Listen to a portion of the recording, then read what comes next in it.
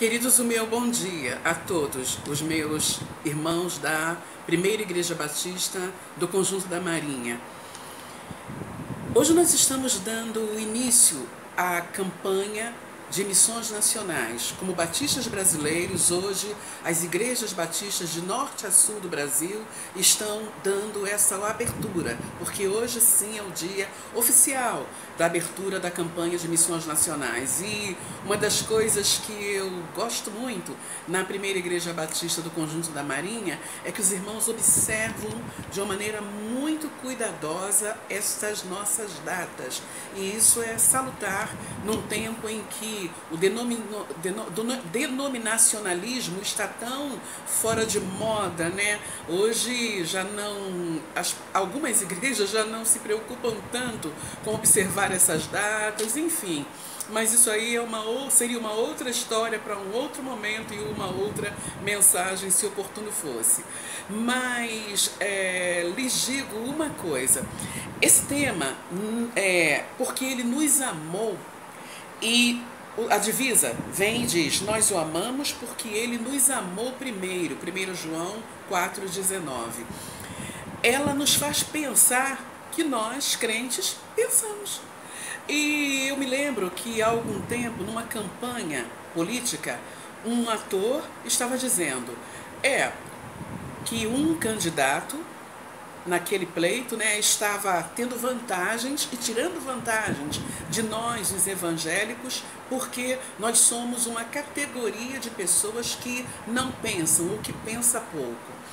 E enquanto eu via isso, eu fiquei pensando: isso é uma fala de quem não conhece a Bíblia, porque a Bíblia é um livro para pessoas que aprendem e aprenderam e são encorajadas o tempo todo a refletir. Não tem jeito. O crente precisa refletir e meditar, porque a Bíblia é um convite o tempo todo para reflexão.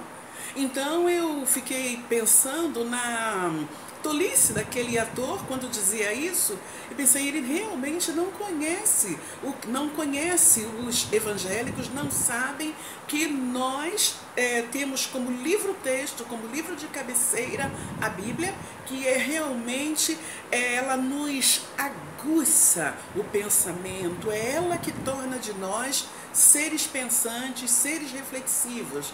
E esta divisa, ela nos remete a isso, que nós o amamos porque ele nos amou primeiro. Então aqui nessa divisa a gente vê a razão por que nós somos crentes, razão por que nós contribuímos e cooperamos com a obra missionária, razão porque, enfim, todas as razões pelas quais nós servimos ao nosso Deus estão aqui. Por quê? Porque ele foi o primeiro a nos amar, foi o próprio Deus quem tomou a iniciativa de nos amar, enviando Jesus até nós e para ser um de nós. Eu ouvi no Natal passado, na nossa igreja, ali em Moça Bonita, o pastor Marcos dizendo o seguinte: que Deus, ele enviou Jesus e Jesus se encolheu por amor a nós. E nada como uma razão muito justificável para que nós sirvamos a esse Deus que enviou Jesus, o Jesus que deixou toda a sua glória, e esse Jesus se encolheu por amor a nós.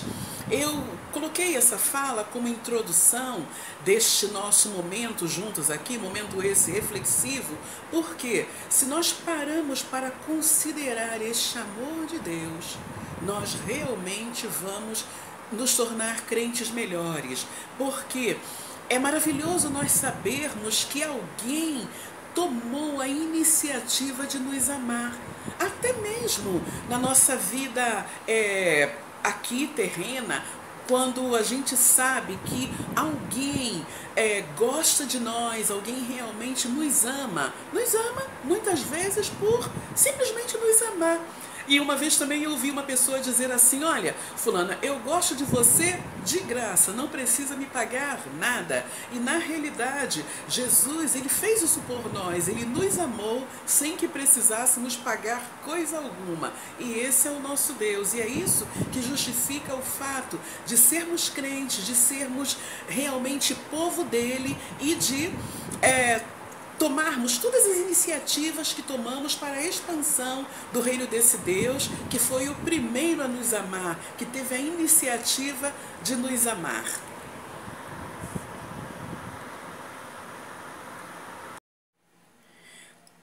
A primeira parte, então, que eu gostaria de estarmos pensando juntos nessa manhã é que, porque Ele me amou primeiro, eu devo tomar a iniciativa de amor junto aos meus familiares e à minha comunidade de fé.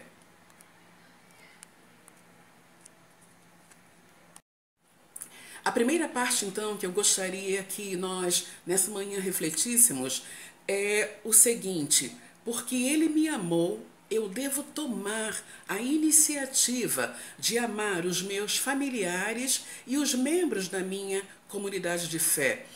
Isso nos faz pensar em José. José que foi ultrajado pelos próprios irmãos. Ele então, anos se passaram, e então no momento do encontro dele com os irmãos, ele não recorda mais, não traz à memória dos próprios irmãos aquilo que eles haviam feito.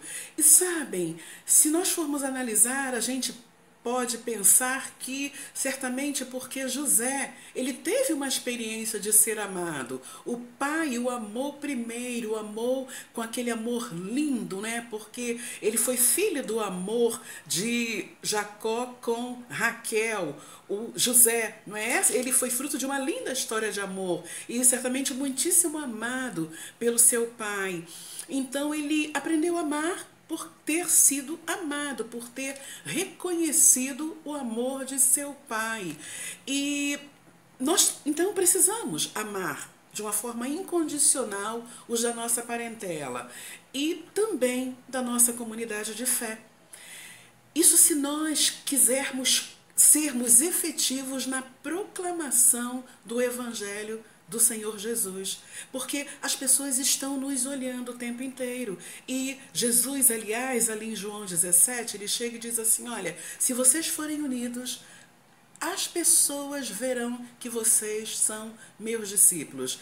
E eu fico pensando nessa coisa linda de alguém tomar a iniciativa de nos amar. Essa semana eu conversei com uma pessoa que fez isso. Isso é real, isso é possível, ainda que esteja fora de moda.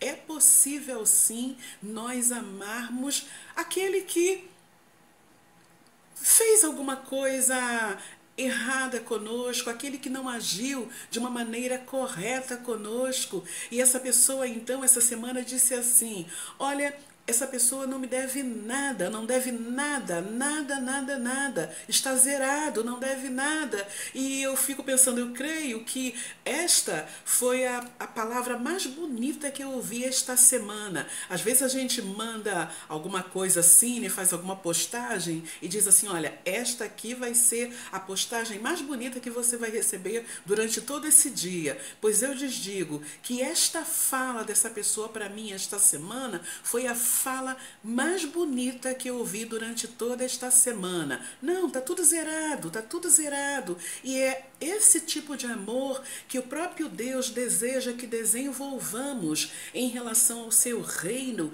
se nós desejamos ser efetivos na expansão do Evangelho do Reino. Por quê? Porque não existe nada mais dramático do que nós estarmos num campo missionário, onde você vai encontrar hostilidade, você vai sofrer injustiça, você não vai ser reconhecido, em muitas vezes você não será reconhecido. Havia algumas pessoas ali em Uberlândia, nesse meu último campo missionário, em missões nacionais, que eu ajudava com o meu próprio sustento. Então eu as pessoas, uma senhora, por exemplo, ia à minha casa e dizia: olha, missionária, as aulas estão começando, eu não tenho nem o material escolar da minha filha. Eu dizia: fique tranquila que eu vou dar um jeitinho. Então, ia a uma loja ali em Uberlândia, que há lojas muito boas ali, comprava um caderno muito bonito, comprava material, um materialzinho bem bacana para as crianças e levava, então, né? E fazia outras coisas também. Às vezes ia na minha casa e falava: poxa, não tem uma mistura lá em casa, não tem uma carnezinha para nada, não tenho. E eu separava da minha que eu colocava nos meus potinhos. Eu dizia: olha, eu separei aqui os meus potinhos, mas eu vou dividir os meus potinhos com você. Potinho de carne moída, potinho de várias coisas, esses potinhos de margarina, né? Então eu colocava e dava. Só que quando eu estava me preparando para vir para o Rio, eu fiz um convite àquelas pessoas que frequentavam a congregação que eu dirigia ali. Acreditem, as pessoas que foram exatamente as que eu menos tive a oportunidade de servir. E então nós precisamos desenvolver esse amor que diz: olha, você não está me devendo nada. E esta é a qualidade de amor, este amor sacrificial, esse amor até fora de moda, que nós precisamos desenvolver, a começar na igreja onde estamos, a começar na nossa família, se quisermos de fato sermos efetivos na obra do nosso Deus.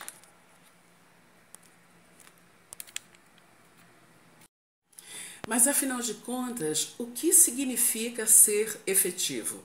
Ser efetivo significa desejar que as coisas aconteçam. Ser efetivo significa desejar que aquilo que fazemos produza resultado.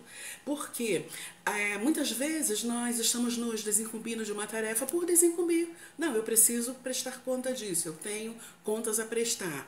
Mas o Evangelho do Reino, ele nos convida para sermos efetivos naquilo que fazemos, ou seja, na própria expansão do reino de Deus.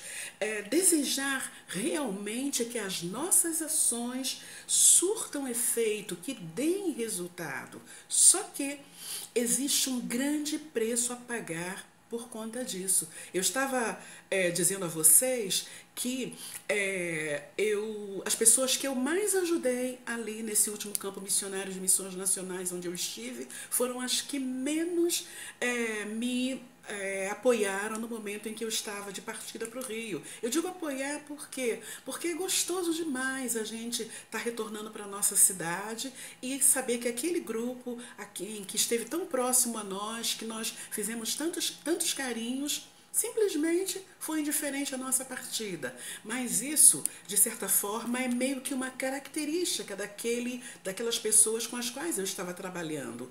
E aí, a necessidade de todo um despojamento nosso para que entendamos essas peculiaridades, essas características que cada pessoa tem, para que nós possamos também suportar esse tipo de coisa. E enquanto meditava nisso, eu estava pensando naquele texto que diz que Jesus, ele desprezou a afronta por amor a nós.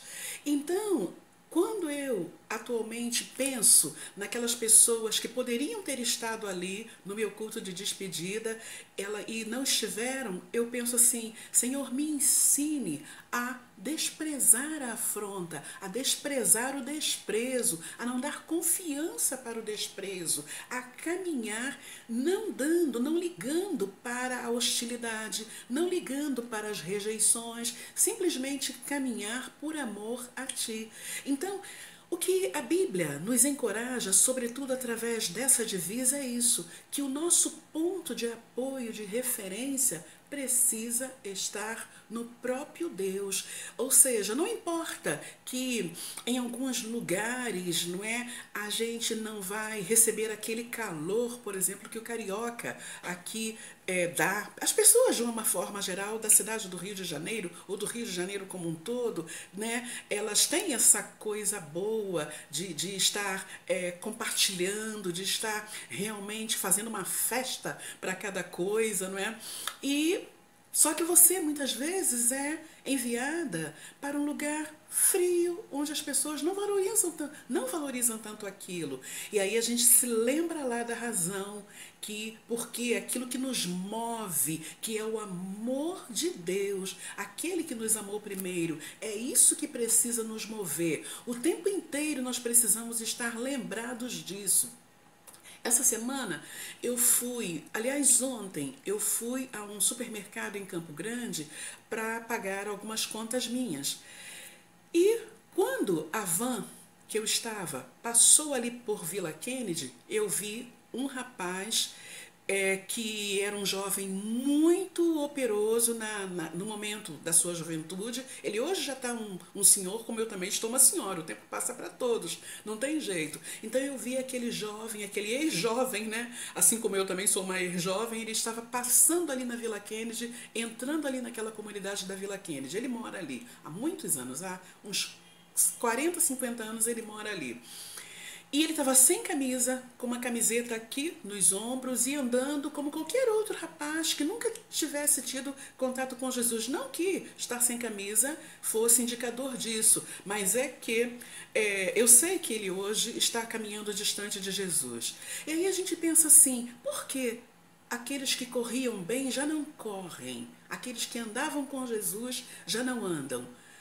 Eu entendo, à luz, inclusive, desse texto que é divisa para a campanha de missões nacionais deste ano, porque parece que há um deletar, uma amnésia daquilo que Deus fez por nós. Ou seja, nós nos esquecemos ou deletamos da nossa mente o fato de Jesus ter nos amado primeiro. Ou seja, Deus nos amou primeiro enviando Jesus em propiciação pelos nossos pecados.